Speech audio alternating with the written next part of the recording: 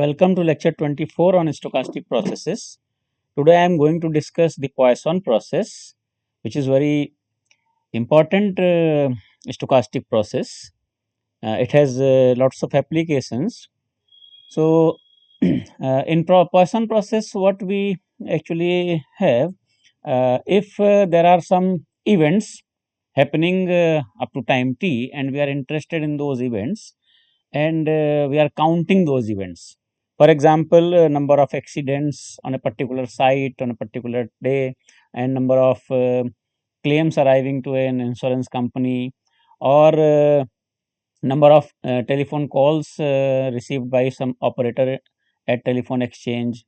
There are many other possibilities of these kind of things. So we can model this process by Poisson process.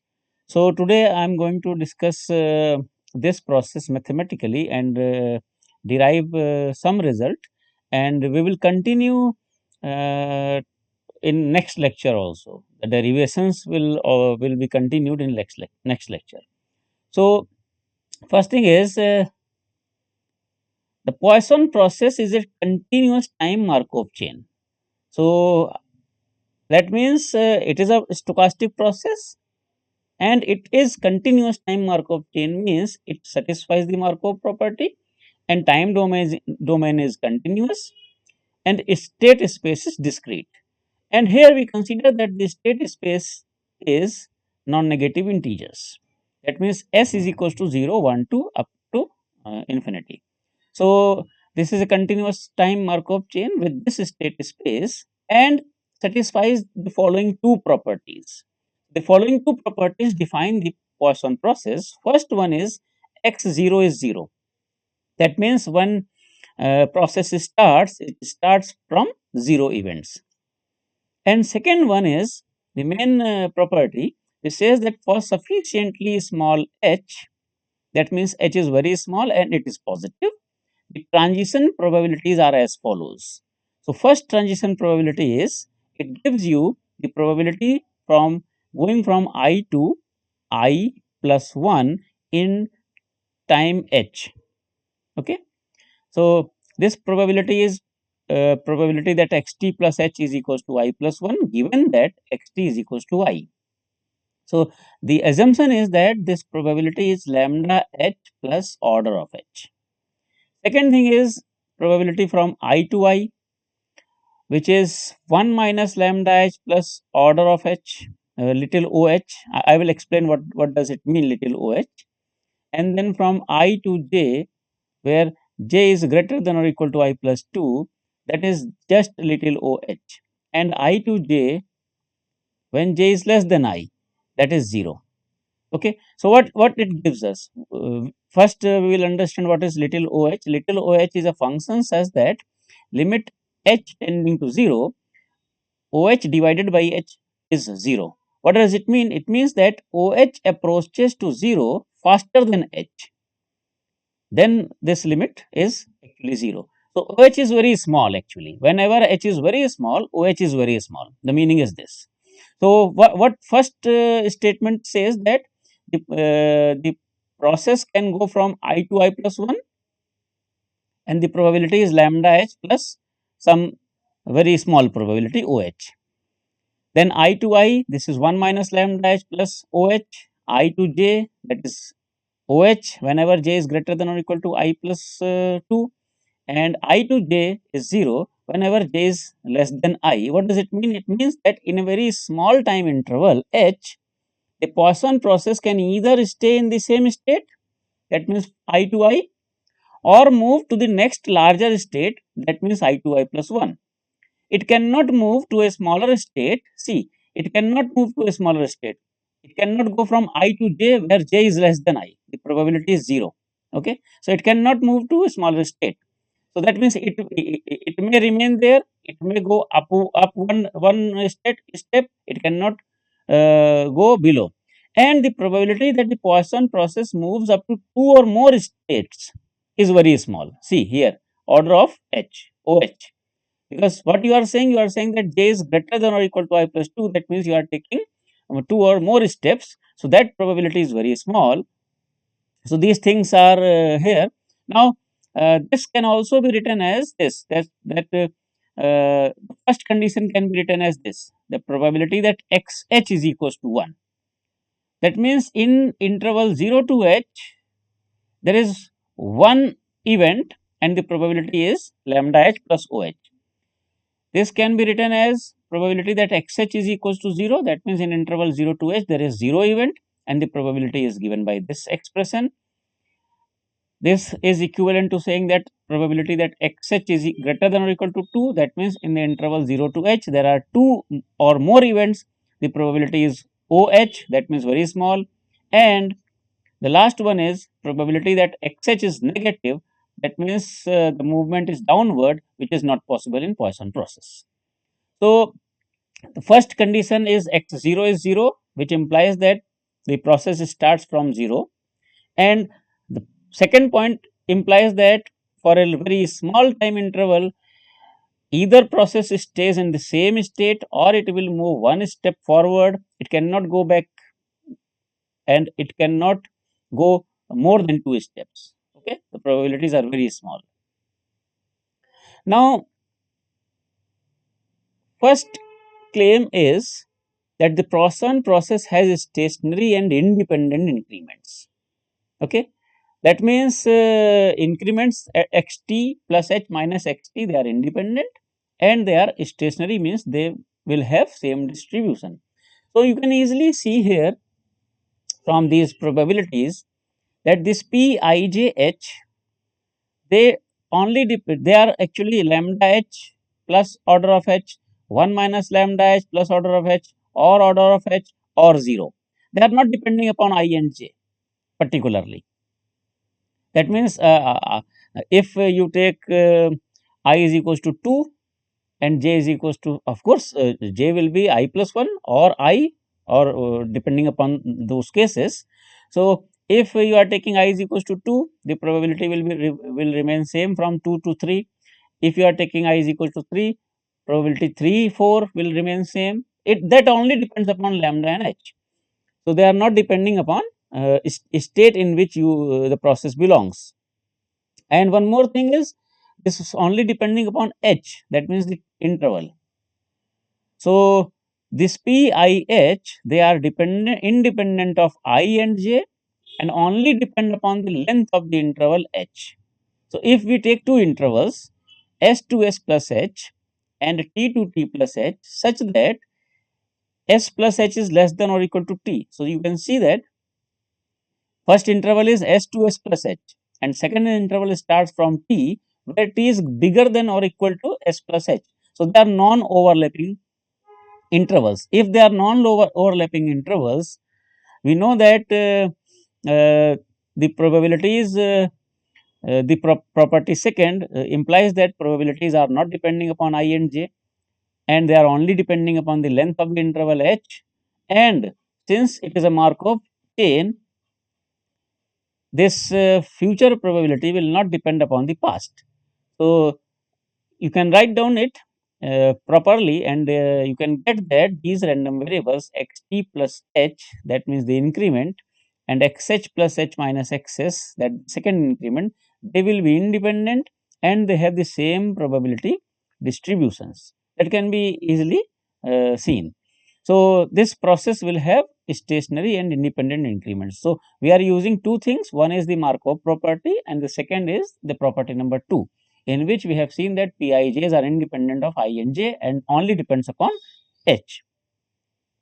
Second claim is actually that by which the name has given Poisson process. That is the second claim.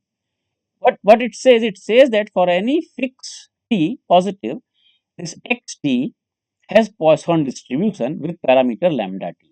And this is the reason it has name Poisson process, because xt has a Poisson distribution with parameter lambda t. That means probability that xt is equals to n is equals to e to the power minus lambda t to the power n divided by factorial n. N ranges from 0, 1 to up to infinity. So today I will not complete the proof. I will uh, complete the proof for one portion, that means for n is equals to 0. So, let P and T denotes the probability that xt is equals to n. So, we have to prove that P and T is e to the power minus lambda t to the power n divided by factorial n. So, today I am going to prove only for n is equals to 0. So, for H positive, we start with P 0 t plus h. Okay, we start with P 0 t plus h. That means probability x t plus h is equals to 0 by definition. Now, what we are saying? We are saying that by writing this, what does we mean? We mean that there is time 0 and there is time t plus h, and up to time t plus h there are 0 events.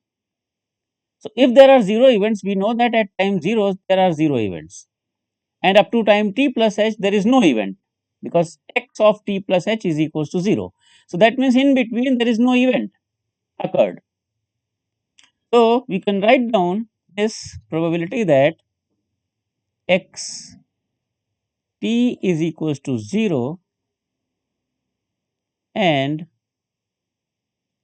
x t plus h minus x t is equals to 0. How we can write this? See, here you will have time t. So, since at starting there is 0 events, at the last at t plus h time there is 0 events. So, at time t there will be 0 event, because backward movements are not possible. You can go from 0 to 1, but you cannot go from 1 to 0. That is written above in property number 2. So, if you are saying that at time 0 it is 0, at time t plus h it is 0, then it will be at time t it will be 0. So, we can combine these things and write down that, okay, at xt the event are 0, and the difference between these two steps, they are also 0. Okay. So, increment is also 0, and at time t the thing is also 0. Now, what is this? Since we can write it down, xt minus x0 is 0, this is same as this, xt plus h minus xt is equals to 0. Why? Because it is given that x0 is 0. So, we can write it down now. Now, xt minus x0 is an increment, xt plus h minus xt is also an increment, and we know that increments are independent. So, these probabilities can be multiplied. Xt minus x0 is 0, multiply by xt plus h minus xt is equals to 0. Why? Since increments are independent. Increments are independent, and these are increments. Now, you can see this xt minus x0, that means in between these two there are 0 events, and xt plus h minus xt, that means in between these two there are 0 events. So, this can also be written as probability that xt is 0, and this can be written as probability that xh is 0, because remember that this is a time homogeneous process, that also given there in property number 2, that can also be understood from property number 2, that these are the time homogeneous process. So, they will only depend upon the interval. So, here the interval is from 0 to t, the length is t, and from t to t plus h, the length is h. Okay. So, if I write down the length here, for example, this is the length t and this is the length h. So, this can be written as probability xt is equals to 0 multiply by probability xh is equals to 0. Now, this is nothing but p0t, and this probability xh is equals to 0, that we have we know that it is 1 minus lambda h plus little o h. Okay. So, what we are getting, if we expand it, p 0 t minus lambda h p 0 t plus p 0 t little o h. Now, this implies that p 0 t plus h minus p 0 t divided by h is nothing but minus lambda p 0 t plus p 0 t little o h divided by h. This we are getting. Okay. So, if we take limit h decreasing to 0, p 0 t plus h minus p 0 t divided by h, then this will be minus lambda times p 0 t plus p 0 t limit h decreases to 0 little o h by h.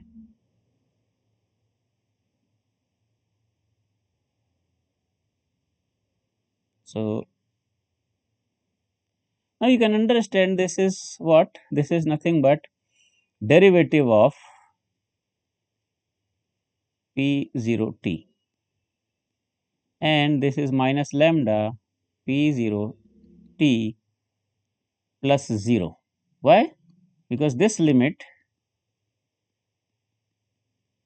little o h by definition, this is 0. So, what we are getting? We are getting p 0 prime in short notation. This is minus lambda p 0 t. So, we are getting a differential equation. We have to solve this differential equation for finding the value of p 0 t. So, you can easily see that p 0 prime t divided by p 0 t is minus lambda. So, if we integrate both the sides, what we will get? P 0 prime t divided by P 0 t dt is equals to minus lambda t plus some constant. And on the left hand side, we have P 0 prime t divided by P 0 t. So, if you take the integral, you will get ln P 0 t is equals to minus lambda t plus c, which further implies that P 0 t is equals to e to the power minus lambda t times some constant. Here k is e to the power c. So, we have to find the value of this k to completely find the value of p 0 t. So, now recall that uh, the since this p 0 0, what does it mean? Mean that probability that x 0 is 0. Now, we know that this is 1 because x 0 is 0, that is the first assumption. So, this implies that e to the power minus lambda times 0 times k is 1, which implies that k is 1. Thus, p 0 t is e to the power minus lambda t. So, this we are getting first result for n is equals to 0. So, that can be verified. You can easily see what was our claim. Our claim was this. If you put n is equals to 0 here, if we put n is equals to 0, we will get e to the power minus lambda t to the power 0 divided by factorial 0. That means, we will get e to the power minus lambda t, and we have shown that. So, that means we have shown that this result is true for n is equals to 0. So, for n is equals to n more than 0, that means n greater than or equal to 1, we will prove this result in next lecture. Thank you for watching this video.